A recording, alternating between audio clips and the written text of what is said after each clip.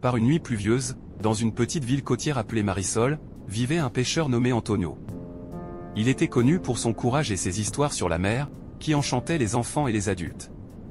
Cependant, il y avait une légende qu'il n'osait jamais raconter complètement.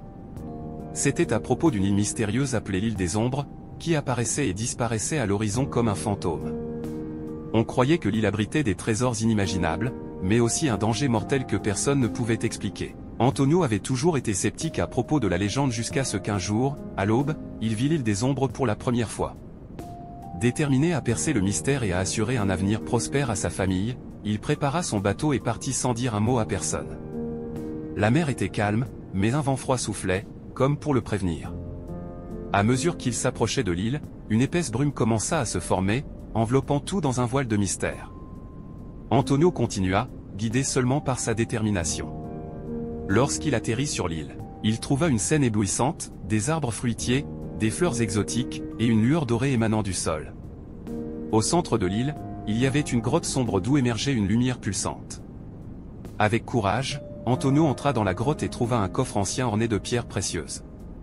En l'ouvrant, il découvrit une vieille carte et un journal. Le journal appartenait à un explorateur nommé Enrique, qui avait disparu des années auparavant à la recherche de l'île des Ombres. Les pages étaient remplies de notes sur une civilisation perdue et un artefact appelé le Cœur des Ombres, qui accordait un immense pouvoir à son possesseur.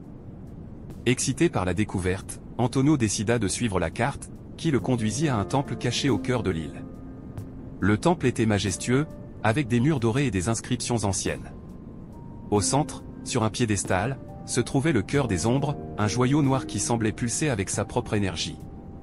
En touchant le joyau, Antonio sentit une vague de pouvoir parcourir son corps, mais aussi un sentiment de malaise.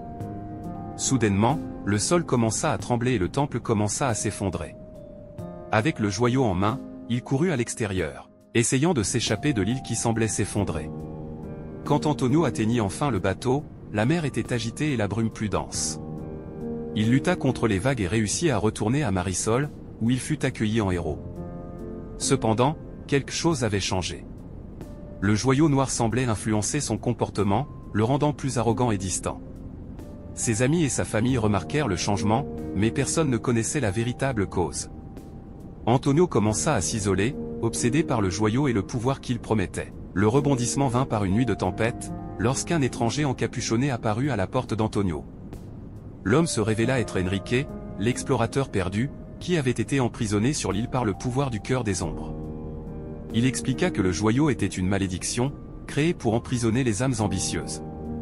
Horrifié, Antonio essaya de détruire le joyau, mais découvrit qu'il ne pouvait être détruit que s'il le ramenait sur l'île. Avec l'aide de Enrique, il retourna à l'île des Ombres, affrontant des tempêtes et des dangers encore plus grands. En retournant sur l'île, Antonio et Enrique effectuèrent un ancien rituel, détruisant le joyau et libérant les âmes piégées. L'île commença à disparaître, et ils réussirent à s'échapper de justesse. Antonio revint à Marisol, non plus comme un héros, mais comme un homme transformé par l'humilité et la sagesse. Il reprit ses récits, mais cette fois avec une leçon précieuse: parfois, les plus grands trésors sont ceux qui nous enseignent des choses sur nous-mêmes. Et ainsi, la légende de l'île des Ombres resta, mais avec une nouvelle fin, pleine de mystère et de rédemption.